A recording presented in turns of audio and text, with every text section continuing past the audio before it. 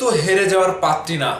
প্রত্যেকটা জায়গাতে নিজের অবস্থান, নিজের যোগ্যতা, নিজের বুদ্ধিমত্তা, নিজের অভিনয় সত্তা, নিজের দক্ষতা সবকিছু দিয়ে বুবলি একের পর এক প্রমাণ করে দিচ্ছে বুবলিও হেরে যাওয়ার পাত্রী না। আর ঠিক এরই মাধ্যমে অপু বিশ্বাস সহ বাংলাদেশের যতগুলো নায়িকা রয়েছে প্রত্যেকটাই যেন অন্যরকম লাইনে হাঁটছে। ঠিক এই সময়টাতে বুবলি যখন সঠিক লাইনে হাঁটছে, সেটাই হচ্ছে বুবলির জন্য সঠিক বার্তা এবং সঠিক পথ। হ্যালো এভরিওয়ান, আমি লিখন আছি আপনাদের সাথে। বর্তমান সময়ে বুবলি যেভাবে আমেরিকা থেকে ফিরে নিজেকে আবারও পরিবর্তনের ছোঁয়ায় তুলে ধরেছে, ঠিক সেটা দর্শকদের কাছে পরিলক্ষিত হচ্ছে। ঠিক একের পর এক শিল্পী সত্তায় নিজেকে মেলে ধরতে পারা, এটাই হচ্ছে একজন শিল্পীর সফলতা, একজন শিল্পীর সার্থকতা। ঠিক সেটাই যেন বুবলি করে দেখাচ্ছে।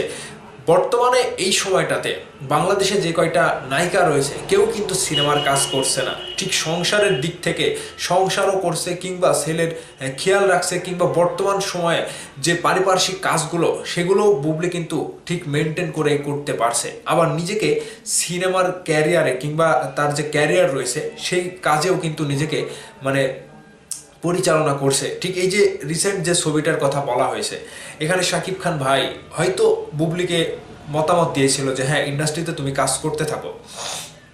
পরবর্তীতে শাকিব খান এবং বুবলির যে জুটিটা নতুন একটি সিনেমার আসার কথা চলছে, কিংবা তারা যে মত পোষণ করেছে যে আগামীতে শাকিব খান এবং বুবলির নতুন জুটি হিসেবে একটি সিনেমা আসবে। বাংলাদেশে আগে যতটা জনপ্রিয়তা ছিল শাকিব বুবলি জুটি আগামীতেও থাকবে।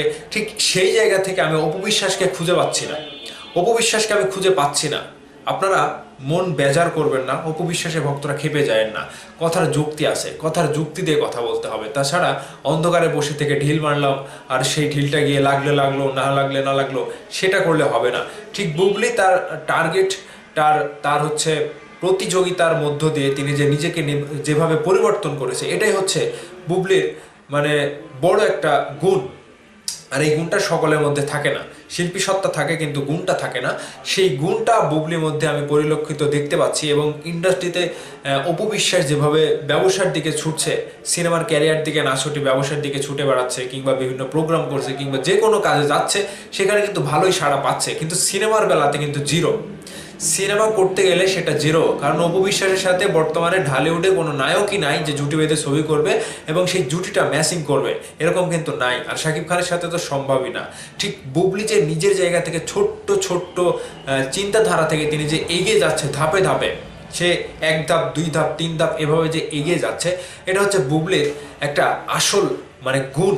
শিল্পী সত্তার যে গুণ, সেটা তিনি অন্য নায়কের সাথে সিনেমা করেও দেখাচ্ছে। যদিও সেটা মডেলিং হিসেবে কিংবা ফটোশ্যুট হিসেবে অনেকেরই সাথে ফটোশ্যুট করছে, সেগুলো জুটি হিসেবে মিলছে না। কিন্তু আসলে কমার্শিয়াল যে সিনেমাগুলো হচ্ছে, কিংবা প্রযোজনা প্রতিষ্ঠান থেকে যে সিনেমাগুলো তৈরি করছে, সেখানে বুবলির সাথে যে নায়কগুলোকে সিলেক্ট করা হচ্ছে, এটা ম্যাচিং হচ্ছে।